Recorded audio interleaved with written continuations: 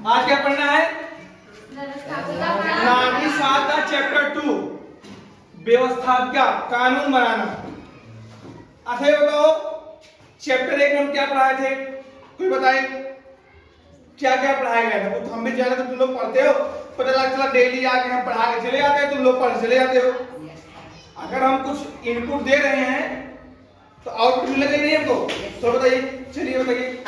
एक सभा बुलाई गई। हाँ एक सभा बुलाई गई।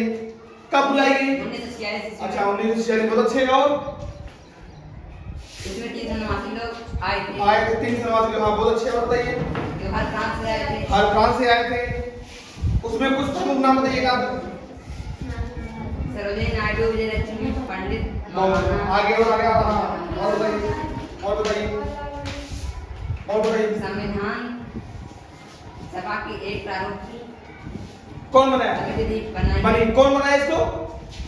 जो संविधान सभा आई थी, जो 1946 में बुलाया संविधान सभा, उसके अध्यक्ष कौन थे? जो सुबह पहले बुलाई गई थी। हाँ उसके अध्यक्ष कौन थे? जो 1946 में बुलाई गई थी ना, कौन था उसका अध्यक्ष? डॉक्टर आम्बेडकर। जो प्रारूप संविधान बनी उसका काम क्या था? संविधान को लिखना ना, लिखना। इसके अध्यक्ष कौन थे? डॉक्टर भीमराव अम्बेडकर। इतना हो गया। संविधान गई। उसके बाद क्या हुआ? संविधान हमारा कब स्वीकार किया गया? 1949 स्वीकार कब किया गया हमको बताइए बस। संविधान 26 नवंबर 1949 संविधान का स्वीकार किया गया। मतलब कि संविधान लागू नहीं हुआ। जैसे शादी के पहले एंगेजमेंट होता है ना, शादी हुई नहीं रहती है, एंगेजमेंट का मतलब शादी नहीं हुई ना, ऐसे ही संविधान को स्वीकार कर लिया गया। कहने का मतलब शादी होने वाली है। संविधान लागू कब हुआ था? 26 जनवरी 19 तक संविधान को पूर्ण संपूर्ण लागू कर दिया, संपूर्ण भारत में लागू कर दिया गया। ठीक ना? कितना समय लगा था? 2 साल। बहुत सही। उसके बाद क्या हुआ? उसके बाद भारत एक लोकतांत्रिक देश है। भारत एक क्या है? लोकतांत्रिक देश। इसका मतलब क्या बताइए कोई? सरकार भागीदारी। मतलब सरकार को बनाने और बिगाड़ने में दोनों लोग की क्या हो? भागीदारी। ठीक ना? और बताइए। बहुत सही। मतलब पढ़ के आए इसका मतलब। देश में राष्ट्रपति, प्रधानमंत्री, मुख्यमंत्री, कोई भी व्यक्ति चाहे वह कितने ऊंचे पद पर हो, अपने मन से काम नहीं कर सकता। बहुत सही। चलो इसके आगे क्या हुआ बताइए। जिस देश में लोकतांत्रिक सरकार होती है वहाँ पर एक संविधान होता है। मतलब जिस देश में लोकतंत्रात्मक होता है वहां पर एक संविधान होता है, उसी संविधान के अनुसार वहां की सरकारें काम करती। हाँ बहुत सही। आगे बताइए क्या बताए थे? देश में प्रत्येक नागरिक को संविधान के अनुसार ही काम करना पड़ता है। हाँ अच्छा बताइए उद्देश्य क्या बताए थे हम? उद्देश्य बताए थे ना संविधान में क्या है? प्रस्तावना। सॉरी संविधान में प्रस्तावना बताए थे। उसमें क्या क्या था बताइए हमको। प्रभुत्व संपन्न राज्य। पहला प्रभुत्व संपन्न राज्य। इसका मतलब क्या है? भारत की सरकार आंतरिक एवं बाह्य मामलों में अपनी इच्छानुसार मतलब भारत सरकार अपने आंतरिक और बाह्य मामले पूर्णतः स्वतंत्र है। प्रभु संपन्न का मतलब ये है। उसके बाद क्या है? समाजवाद। इसका मतलब क्या है? हमारा लक्ष्य समाजवादी राज्य की स्थापना करना है। समाजवाद का अर्थ है सरकार लोगों की आर्थिक स्थिति में समानता लाए। मतलब सरकार जो है लोगों की आर्थिक स्थिति क्या लाए? समानता लाए। उसके बाद क्या बताए थे? पंथ निरपेक्ष। मतलब क्या होगा? राज्य की किसी विशेष धर्म को राज्य धर्म के रूप में मान्यता नहीं। मतलब राज्य सरकार कोई किसी धर्म को मान्यता नहीं देगा, सब धर्म को समान रूप से व्यवहार करेगा। उसके बाद क्या बताए थे? मतलब कि सभी धर्म हाँ सभी धर्म के लोग समान व्यवहार। हाँ बिल्कुल। और क्या बताए थे? लोकतंत्र गणराज्य। हाँ भारत की सरकार के लिए जनता तथा जनता द्वारा चुनी जाती है, इसलिए इसे लोक जनता कहा जाता है। मतलब जो भारत की हमारी सरकार है जनता ही चुनती है, जनता के लिए। ठीक ना? इसे क्या बोलते हैं हम? गणराज्य। गणराज्य का मतलब है कोई भी पद वंशानुगत नहीं होगा। वंशानुगत का मतलब होता है जैसे राजा का बेटा राजा नहीं होगा, सैनिक के बेटा से नहीं होगा, इसका चुनाव क्या होगा, निर्वाचन होगा। जैसे हमारे यहाँ के राष्ट्राध्यक्ष अर्थात राष्ट्रपति का चुनाव होगा, यही क्या है, गणराज्य। हम इतना बताए थे, तेरे समझ में आ गया था ना। अब देखिए आगे चैप्टर नंबर 2 है व्यवस्थापिका कानून बनाना, ठीक ना।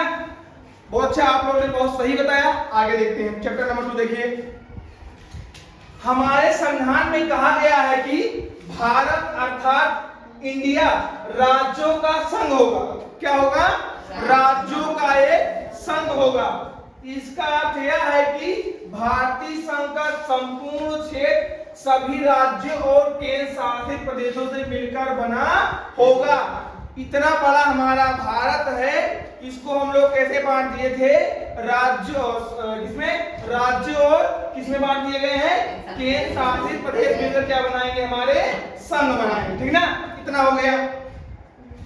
भारत में संघ का मतलब है केंद्र सरकार है।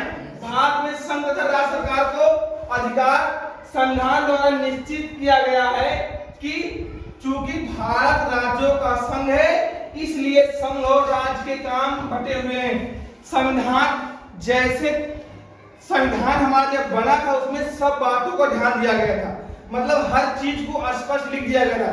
जैसे इसमें हमारे राज्य और संघ हैं, इनके कार्य को बांट दिया गया है ताकि भविष्य में कोई लड़ाई ना हो। भाई कोई चीज बढ़ रहा है, जैसे दो बेटे हैं, पिता क्या करता है, अपने जीते जीते दोनों बेटे को बराबर बांट देता है। नहीं बांटेगा तो लास्ट में क्या झगड़ा होगा, ये मेरा वो मेरा। ऐसे ही हमारा जो संविधान है, केंद्र का और राज्य काम जो है बांट दिया गया, ये तुम्हारा काम है। आगे देखते हैं फिर, ठीक है। संघ क्या मानते, ठीक ना। संघ सरकार, संघ मतलब क्या, केंद्र। संघ मतलब क्या है, केंद्र। मतलब दिल्ली मोदी सरकार, वो हमारी क्या, केंद्र। हर राज्य में सरकार होती है, जैसे अपने यहाँ की योगी सरकार, ये राज्य सरकार हो गई। अब केंद्र की सरकार किसकी है, मोदी। तो केंद्र में मोदी की सरकार है, राज्य में योगी जी की। तो संघ सरकार अर्थात केंद्र दिल्ली जो कानून बनाती है वह पूरे देश के लिए बनाती है। जो कानून हमारे दिल्ली या संसद से बनता है वो पूरे देश के लिए बनता है। किसके, पूरे देश। 28 राज्य हैं, कितने के हैं, 8 केंद्र शासित, सबके लिए बनता है, ठीक है।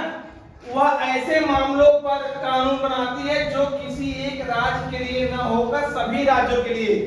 हमारी जो संघ सरकार है जो कानून बनाती है, किसी एक राज्य के लिए नहीं बनाती है, वो संपूर्ण जितने हमारे राज्य हैं, केंद्र शासित प्रदेश, सबके लिए बनाती है। जैसे अभी कानून बनाना है, अभी कानून बनाना है, पढ़ाई से क्या 6 से लेकर 14 वर्ष के बच्चों को अनिवार्य एवं निःशुल्क शिक्षा दी जाए, एक कानून बना था। एक कानून किसी एक राज्य के लिए नहीं है, 28 राज्य के लिए है, 8 केंद्र शासित प्रदेश के लिए है। ये सरकार पहले कहाँ बना, हमारी संसद में बना। तो मतलब इस संपूर्ण के लिए, पूरे राज्य के लिए जो कानून बनता है वो कहाँ बनता है, संघ सरकार बनाती है। देख चलिए, संघ एवं राज्यों के बीच विधायी शक्तियों का विभाजन 3 सूची में किया गया है।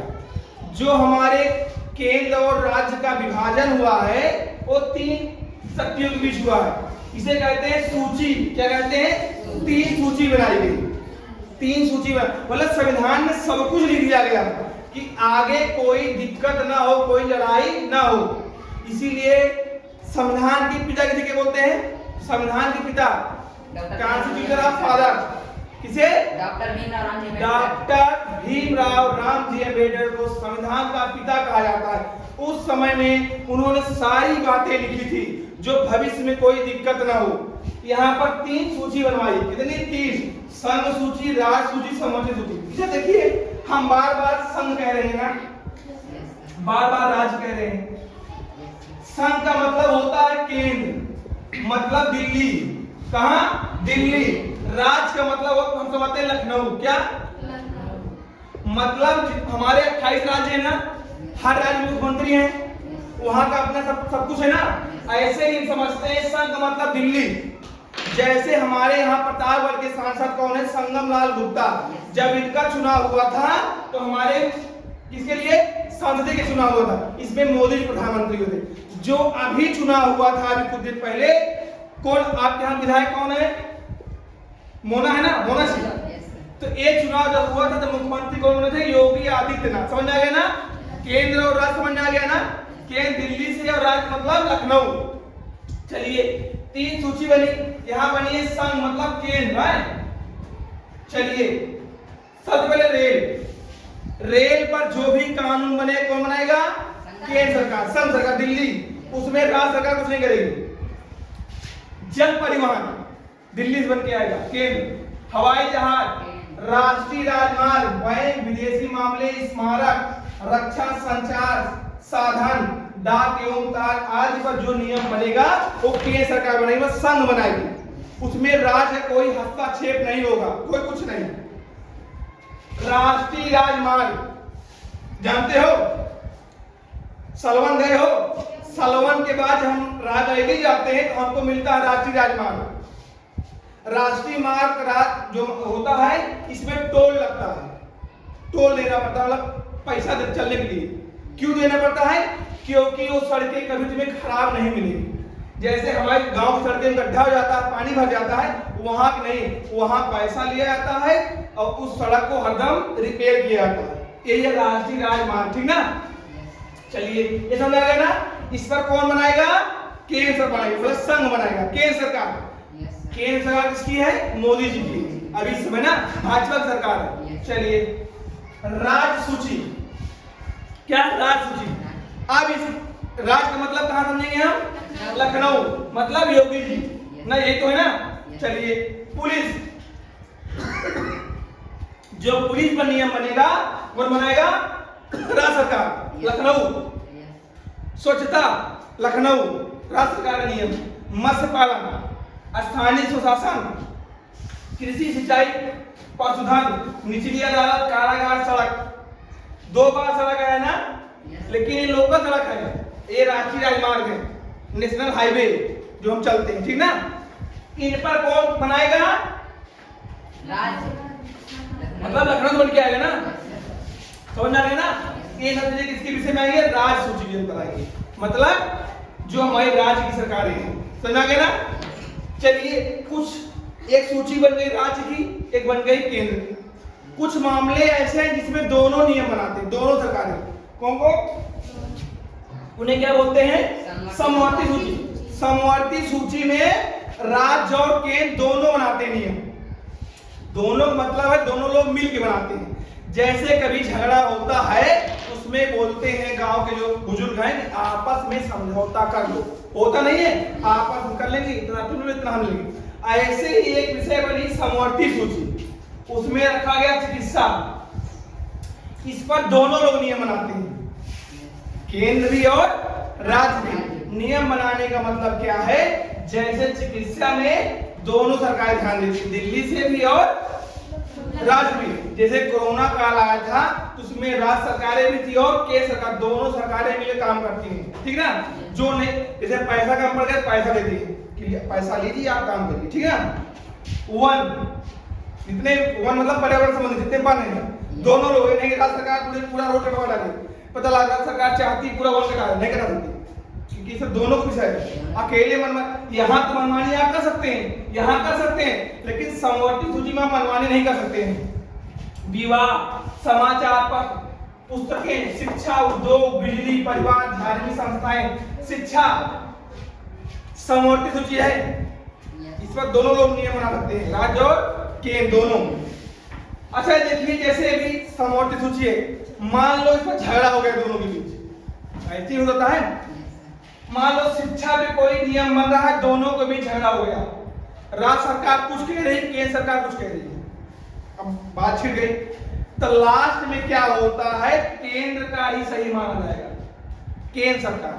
अगर दोनों के बीच लड़ाई हुई, दोनों सरकार के बीच समवर्ती सूची में, तो लास्ट में क्या होगा, जो केंद्र सरकार कहेगी वही माना जाएगा। मतलब बड़ा कौन है, केंद्र। जैसे क्या होता है, अभी 2 लोग हैं लड़ाई कर रहे हैं, अब जैसे कोई बड़ा है मार नहीं रहा है, छोटा वाला खूब कर रहा है, अब बड़ा वाला गुस्सा हो गया, मान ये 2 घंटा गिर गए।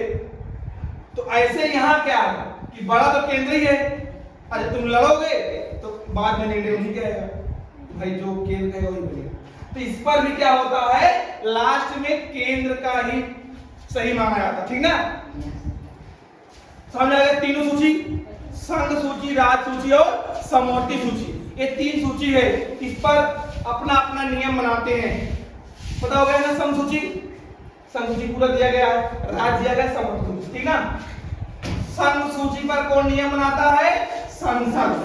कौन बनाता है, संसद। संसद कहाँ है, दिल्ली में। अभी आगे बता रहे, अभी आगे बताए संसद क्या, ठीक ना।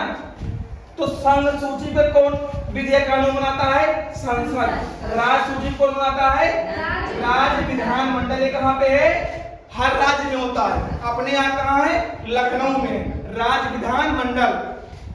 हमारे ग्रुप पे फोटो भेज देंगे राज्य विधानमंडल की, आज जो अपना ग्रुप है इसमें भेज देंगे, जो लखनऊ में राज्य विधानमंडल है उसकी फोटो मैं आपको भेज देंगे, देखिए, ठीक ना। तो राज सूची का जो कानून का बनाने का अधिकार किसके पास है, राज्य विधानमंडल के पास है। समवर्ती सूची, कुछ विषय ऐसे भी हैं जिस पर संसद और राज्य विधानमंडल दोनों कानून बना सकते हैं। संघ को मान्यता प्राप्त है कि विवाद, अगर विवाद हो गया तो किसका सही माना जाएगा, संघ का ना, मतलब केंद्र का। अगर समवर्ती सूची विवाद हो गया, लास्ट में कौन बड़ा होगा, संघ ही, दिल्ली। भविष्य में कोई नया विषय पर कानून बनाना हो तो उसे कैसे बनाएंगे, किसको प्राप्त अधिकार, भविष्य में कोई नया कानून बनाना हो तो संसद को यह अधिकार दे दिया गया है कि भविष्य में बनाना हो तो आप संसद कानून बना सकती है, ठीक ना। चलिए,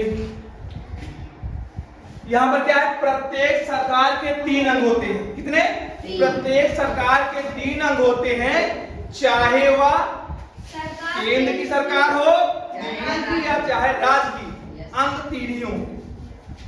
चलिए यहाँ देखिए, चाहे केंद्र की सरकार हो चाहे राज्य की हो, यहाँ पर अंग दिया गया है, यहाँ पर केंद्र, यहाँ पर राज्य, यहाँ पर काम। हम पढ़ रहे हैं व्यवस्थापिका। क्या, व्यवस्थापिका मतलब व्यवस्था करना, मतलब कानून बनाना। इसका केंद्र कहाँ व्यवस्थापिका का, संसद। राज्य में क्या है, विधानमंडल, मतलब व्यवस्थापिका दोनों सरकार में होती है। केंद्र में इसका केंद्र कहाँ होगा, संसद में। राज्य में कहाँ होगा, विधानमंडल में। काम क्या है, कानून बनाना। दूसरा हम लोग पढ़ेंगे कार्यपालिका। इसका मतलब क्या होता है, कानून लागू करना। कार्यपालिका मतलब होता है कानून को लागू करना। इसे कौन देखता है, केंद्रीय मंत्री परिषद। राज्य में राज्य मंत्री परिषद, कानून लागू करना। तीसरा है क्या, न्यायपालिका, न्याय प्रदान करना। क्या, न्याय प्रदान करना। इसका मुख्य कहाँ है, उच्चतम न्यायालय दिल्ली। राज्य में कहाँ है, उच्च न्यायालय इलाहाबाद। ये समझ आ गया ना। 3 अंग हैं, व्यवस्थापिका, कार्यपालिका और न्यायपालिका। एक केंद्र दिखा, केंद्र का मतलब संघ, दिल्ली। व्यवस्थापिका संसद, कार्यपालिका केंद्रीय मंत्रिपरिषद और न्यायपालिका का उच्चतम न्यायालय। राज्य का विधानमंडल, राज्य मंत्रिपरिषद और उच्च न्यायालय, ठीक ना।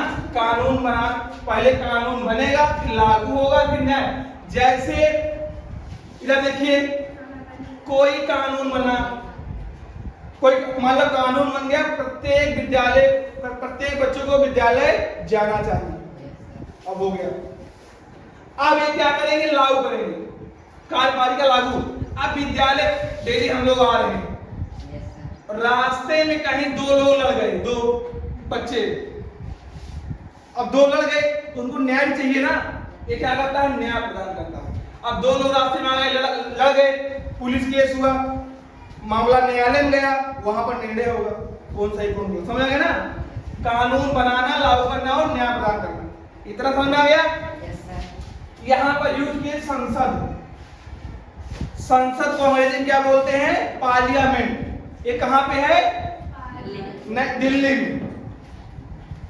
संघ या केंद्र की व्यवस्था को क्या बोलते हैं, संसद बोलते हैं।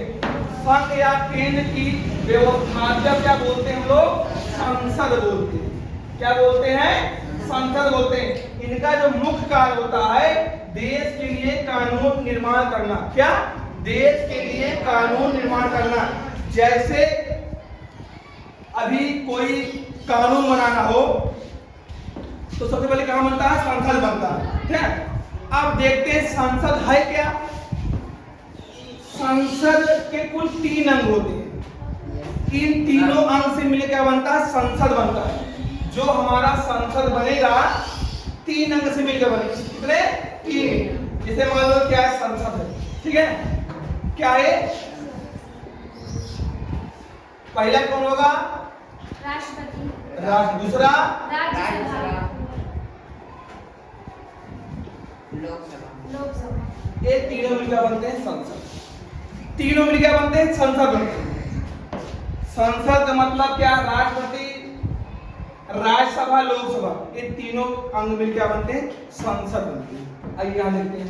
ठीक ना, 3 हो गए। अब तीनों के बारे में जानेंगे क्या है, तो अभी समझ में आ जाएगा। अभी हम लोग जान रहे हैं राष्ट्रपति, राज्यसभा, लोकसभा। अब हम तीनों को जब पढ़ लेंगे तो समझ में आ जाएगा। ठीक ना, जैसे भी बोले संडे मंडे याद कर लेना, बड़ा मजा आता है। हाँ, गुरी का याद कर लिया। जब कल जाओगे वहां, अब संडे मंडे, और संडे मंडे पूरा याद करना है तो याद करने में दिक्कत होती है ना। यहाँ सुन लिए राष्ट्रपति, लोकसभा, राज्यसभा। अब इसे हम तीनों अलग अलग पढ़ेंगे, इतना बड़ा होगा। ठीक ना, वैसे यहाँ तीनों पढ़ते हैं। पहले चलिए लोकसभा पढ़ते हैं। क्या? लोकसभा। चलिए, लोकसभा संसद का निम्न सदन होता है। लोकसभा हमारा क्या होता है? संसद का निम्न सदन होता है। क्या? निम्न सदन होता है। इनके सदस्य जनता द्वारा प्रत्यक्ष चुना जाता है। प्रत्यक्ष। संगम लाल गुप्ता हमारे क्या सांसद है ना, उनको चुनाव वोट हम लोग दिए थे। और कौन देता है? जो 18 वर्ष या 18 वर्ष के ऊपर है। ठीक ना, चुनाव पूरे देश को अनेक निर्वाचन क्षेत्र में बांट दिया था। इतने बड़े भारत में अगर चुनाव हो रहा है तो इन्हें क्या करते हैं? प्रत्येक